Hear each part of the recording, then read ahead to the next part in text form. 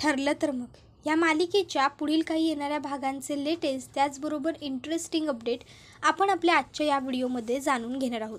चला तर मग मित्रांनो, अजिबात वेळ वाया न घालवता सुरुवात करूया आपल्या आजच्या या व्हिडिओला. तर आता आपण इथे पाहिलं होतं की मधुभाऊंना सायली हीच तन्वी आहे हे समजलं, म्हणून मग आता मधुभाऊंनी सायलीशी बोलण्याचा प्रयत्न केला होता, पण त्यांना सायलीबरोबर बोलता आलं नव्हतं, कारण सायली ही बोलण्याच्या मनस्थितीत आपण आता नाही आहे हे त्यांच्या लक्षात आलं होतं. मग आता काय करायचं, कोणाशी बोलल्यावर आपल्याला योग्य ती माहिती मिळेल आणि सत्य समजेल, हा खूप मोठा प्रश्न मधुभाऊंच्या समोर पडलेला असतो. मधुभाऊ विचार करतात की आपण रविराज सरांबरोबर बोलू शकतो. रविराज साहेब आपल्याला सांगू शकतात की नक्की काय खरं आणि काय खोटं, त्यांची मुलगी कधी हरवली होती हे त्यांना माहीत असेलच की. मग आता मधुभाऊ रविराज काकांकडे येतात आणि रविराज काकांना ते म्हणत असतात, रविराज साहेब मला माफ करा, आज मी इथे तुमच्याकडे एका कामासाठी आलो आहे, म्हणजे तुमच्याकडून थोडी माहिती हवी होती. रविराज काका मधुभाऊंना बसा, पाणी घ्या, चहा घ्या असं म्हणतात. त्याबरोबर आता मधुभाऊ त्यांना विचारतात, मला तन्वी कधी हरवली होती, कशी हरवली होती ते सगळं व्यवस्थित सांगाल. त्याबरोबर आता मात्र रविराज काका भावूक झालेले असतात. ते म्हणायला लागतात की खरं तर ह्या गोष्टी मला पुन्हा पुन्हा बोलायच्या नाही आहेत, पण तुम्ही आमच्या तन्वीला सांभाळलं, लहानाचं मोठं केलं, तिला आईवडिलांचं प्रेम दिलं, शिक्षण दिलं, म्हणून तुम्हाला सांगायला काहीच हरकत नाही. आणि मग आता रविराज काका सांगायला लागतात, त्या दिवशी अर्जुनचा आणि तन्वीचा वाढदिवस होता, म्हणून मग आम्ही वाढदिवस साजरा करण्यासाठी सुभेदारांच्याच घरी गेलो होतो. दोघांनाही सेलिब्रेट करून झाल्याच्या नंतर आम्ही तिकडनं रात्री उशिरा निघालो.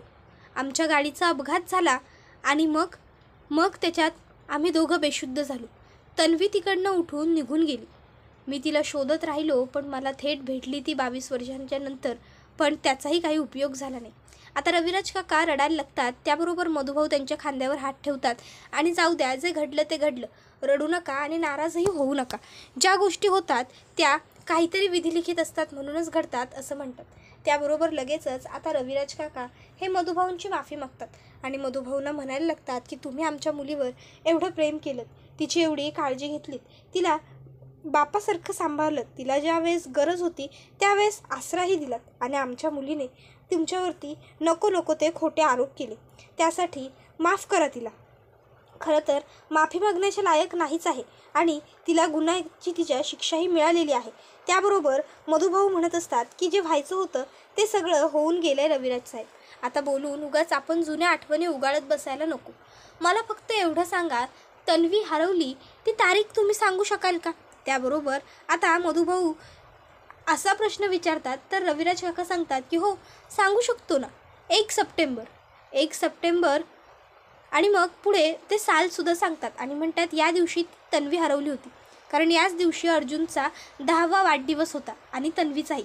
त्याबरोबर आता लगेचच रविराज काकांनी असं म्हटल्याबरोबर मधुभाऊंच्या लक्षात येतं की या दिवशी तर सायली हरवली होती आणि ती मला सापडली होती, ते सुद्धा रविराज काकांचं आणि प्रतिमा वहिनींचं ॲक्सिडेंट ज्या ठिकाणी झालं होतं अगदी त्या ठिकाणापासून काही अंतरावर एक मंदिर आहे त्या ठिकाणी. मग आता मधुभाऊंची खात्री पटलेली असते की सायली हीच तन्वी आहे. तर आता आपण दुसरीकडे पाहतो की जन्माष्टमीची सायलीने खूप छान तयारी केलेली असते आणि ही तयारी करायसाठी तिला कलाने त्याचबरोबर आता मानसीने सुद्धा मदत केलेली असते. आणि आता इथे कला, मानसी आणि सायली तिघींनी मिळून तयारी केली असल्यामुळे तयारी अगदी फर्स्ट क्लास झालेली असते. तर अर्जुन हा म्हणत असतो की वा वा वा, एकदम 4 चांद लागलेत आज आपल्या ह्या दहीहंडीला, कारण आपल्याबरोबर आपले दोन्ही मित्र आणि त्यांच्या बायकासुद्धा आहेत, काय बरोबर ना? त्याबरोबर लगेचच अद्वैत आणि तेजस दोघंही होकार देतात. तर मधुभाऊसुद्धा आता तिथे आलेले असतात दहीहंडीसाठी. मधुभाऊ विचार करत असतात की मी गेल्या वेळेस जेव्हा इथे राहत होतो त्यावेळेस मी प्रियाच्या खोलीमध्ये सायलीचं गाठोडं पाहिलं होतं, याचा अर्थ सायली ही तन्वी आहे ही गोष्ट प्रियाला माहीत होती आणि म्हणून प्रियानेच हे सगळं मुद्दाम रचलं होतं. आता काहीही करून मला ते गाठोडं मिळवावं लागेल, मग सगळ्यांना मला तो फोटो दाखवून सांगता येईल की ही खरी तन्वी म्हणजे माझी साऊ आहे, ही सायली आहे लहानपणीची. मग आता मला जर ते गाठोडं मिळवायचं आहे तर सगळ्यांची नजर चुकवत मला काहीही करून आता कसंही प्रियाच्या खोलीपर्यंत पोहोचायचं आहे असा विचार मधुभाऊ करतात. आता दहीहंडीच्या कार्यक्रमाला सुरुवात व्हायला आलेली असते. मधुभाऊ तिथे आधी बराच वेळ रमत असतात, फिरत असतात. ते आपल्यावरती कोणाचं लक्ष तर नाही आहे ना ह्या गोष्टीची पूर्ण खात्री करून घेत असतात. आता त्यांच्यावरती कोणाचंच लक्ष नाही आहे ही गोष्ट जशीच त्यांच्या लक्षात येते तसाच मधुभाऊ लगेचच आता पाणी पिण्याच्या बहाण्याने घराच्या आत निघून येतात. आणि मग घरात येऊन ते बघतात तर काय, घरात कोणच नसतं. सगळे सदस्य हे घराबाहेरच असतात. मधुभाऊ लगेचच म्हणतात की हीच नामी संधी आहे. आत्ताच मी प्रियाच्या खोलीमध्ये जाऊन साऊबाळाचा तो फोटो घेऊ शकतो. आणि मग आता लगेचच मधुभाऊ हे पटापट प्रियाच्या रूममध्ये येतात आणि तिथे आता ते शोधाशोध करायला लागतात. आता नागोबासुद्धा त्यांच्या मागोमाग तिथपर्यंत पोहोचलेला असतो. कारण रविराज काकांना आणि मधुभाऊंना एकमेकाबरोबर बोलताना नागोबाने ऐकलेलं असतं. नागोबाला वाटत असतं की काहीही झालं तरी मी या ठेरड्याला ते गाठोडं मिळवून घेऊ देणार नाही. जर ह्याने ते गाठोडं मिळवलं आणि घरात सगळ्यांना समजलं की सायली ही खरी तन्वी आहे तर माझं जगणं मुश्किल होईल. कारण मग दादा हा त्या प्रियाला खोदून विचारेल, तुला इथे कोणी आणलं, तू इथे कशासाठी आलीस वगैरे.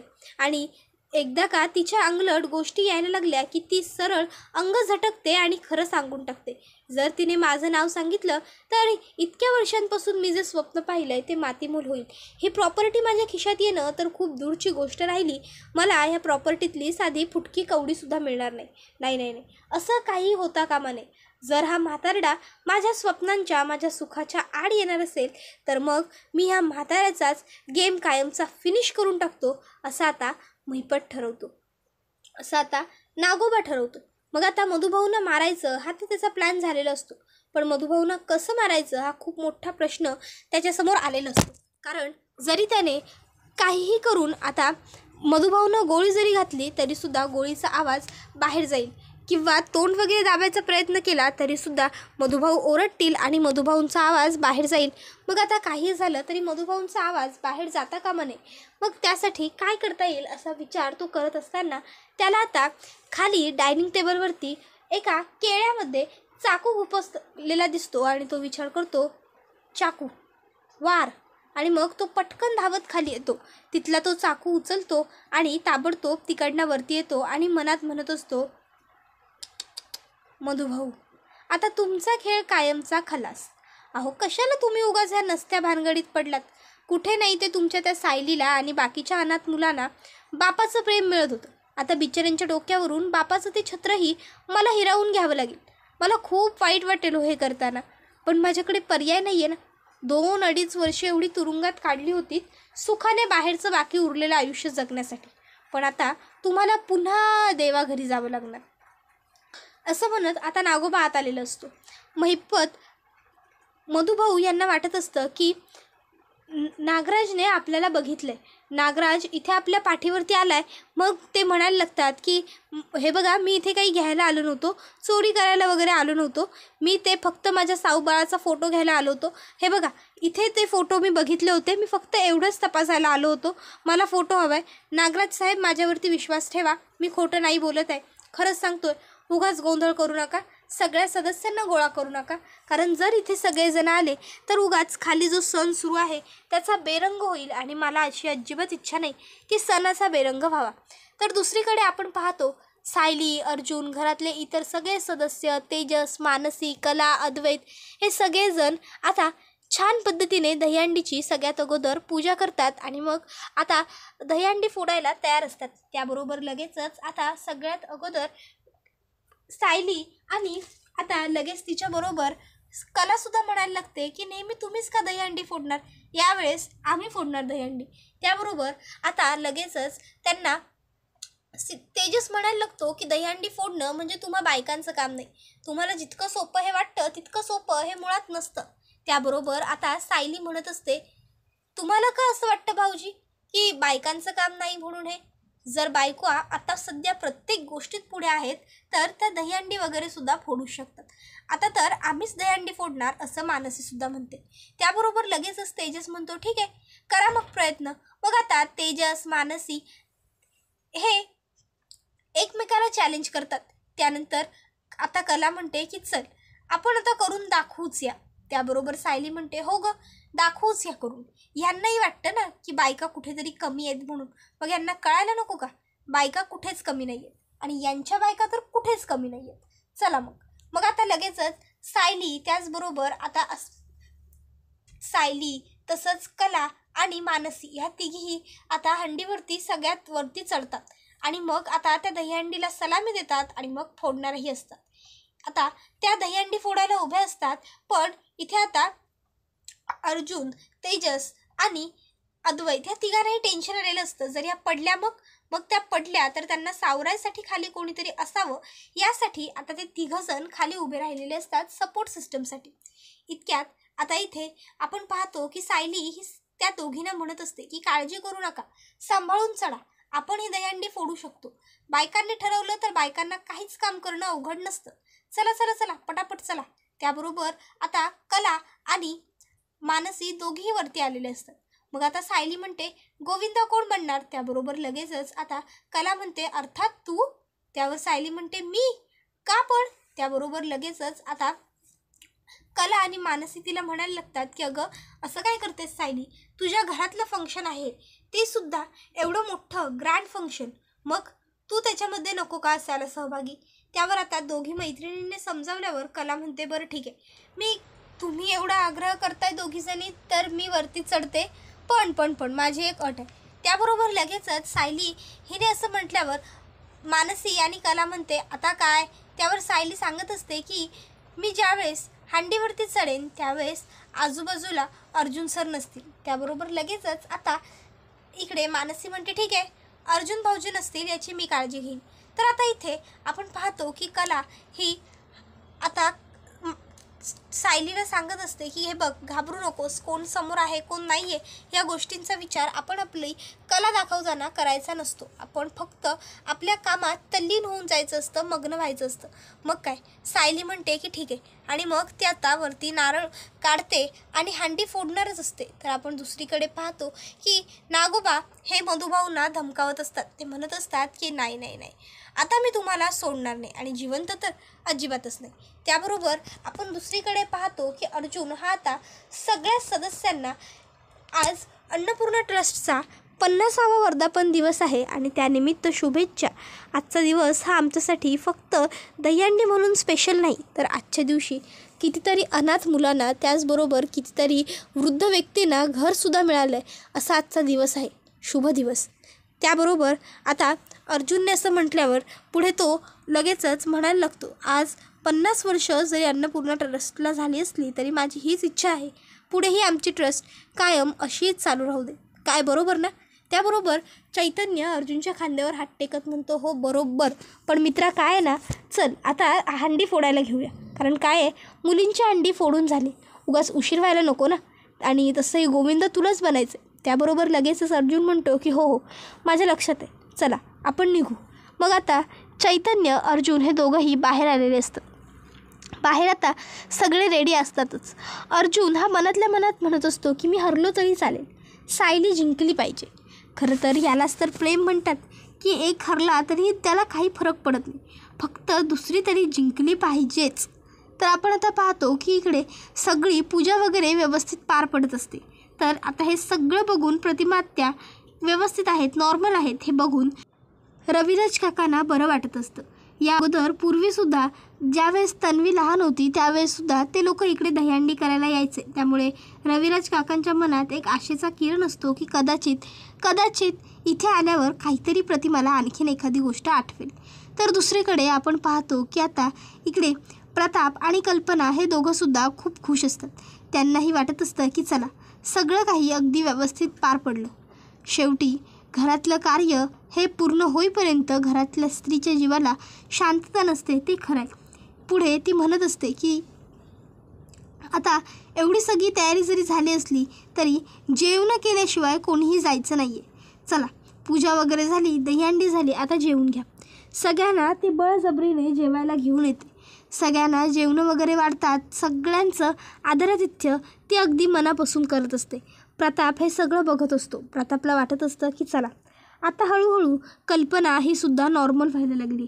कल्पना आज किती दिवसांनी सगळ्यांसाठी मी करत असते असं म्हणालेली असते. त्याबरोबर प्रताप आता तिला म्हणत असतो की हो, इतक्या दिवसात तू काही केलं नव्हतंस घरातल्यांसाठी. आज मनापासून स्वयंपाक बनवलास, मनापासून सगळी पूजेची तयारी केलीस. खरोखर किती छान झालं बघ सगळं. हे बघ, तू ह्या घरची लक्ष्मी आहेस. ज्यावेळेस तू घरातल्या गोष्टीत सहभागी होशील त्यावेळेस घरातल्या गोष्टी आपोआप उत्तम होऊन जातील, असं आता ते तिला सांगत असतात. त्याबरोबर आपण पुढे पाहतो की आता मधुभाऊ जे आहेत त्यांना आता इकडे महिपत नागराज हा त्यांच्या जवळ येत आहे आणि नागराज हा त्यांना आता म्हणत आहे की आता मी तुम्हाला सोडू शकत नाही. आता नाहीच, तुम्हाला खरं कळालेलं आहे. मग आता तुम्ही या जगात नाही राहायला हवं, तुमचं काम तमाम व्हायलाच हवं. हां मधुभाऊ माफ करा मला, मधुभाऊ माफ करा. आणि मग आता नागोबा हा मधुभाऊंच्या पोटात चाकू घुपसवतो आणि तिकडनं पळ काढतो. त्याबरोबर आता मात्र मधुभाऊ पूर्ण रक्तबंबाळ झालेले असतात. तशाच अवस्थेत ते खाली कोसळतात. पण फार वेळ तिथे पडून न राहता ते स्वतःच्या पोटावरती जोरात हात ठेवतात आणि खाली कसेबसे येतात. खाली आलेले असतात मधुभाऊ आणि मधुभाऊंना आता काही करून बाहेर जाऊन सायलीपर्यंत ह्या गोष्टी पोहोचवायच्या असतात. पण आता इथे मधुभाऊंना रक्तस्रोत जास्त असल्यामुळे त्यांना चालता येत नसतं, त्यांना त्रास होत असतो, दुखत असतं. इतक्यात पाणी प्यायला आलेला अद्वैत त्यांना तिथे दिसतो. अद्वैतला बघून मधुभाऊंच्या जीवात जीव येतो. मधुभाऊ अद्वैतला हळूहळू हाक मारतात, अद्वैत अद्वैत. त्याबरोबर अद्वैत आसपास बघायला लागतो की कोण आपल्याला हाक मारतं आहे. आणि मग त्याला आता मधुभाऊ दिसतात. मधुभाऊ पूर्ण रक्ताने भिजलेले असतात. मधुभाऊनं या अशा अवस्थेत बघून अर्जुन आता इथे अद्वैतच्या हातातला काचेचा ग्लास खाली पडतो. तो लगेच मधुभाऊंकडे धावत येतो आणि मधुभाऊंना आधार द्यायला लागतो. मधुभाऊ काय झालं तुम्हाला, हे सगळं कसं घडलं, मधुभाऊ मधुभाऊ. पण तोपर्यंत आता मधुभाऊ हे बेशुद्ध होऊन जातात.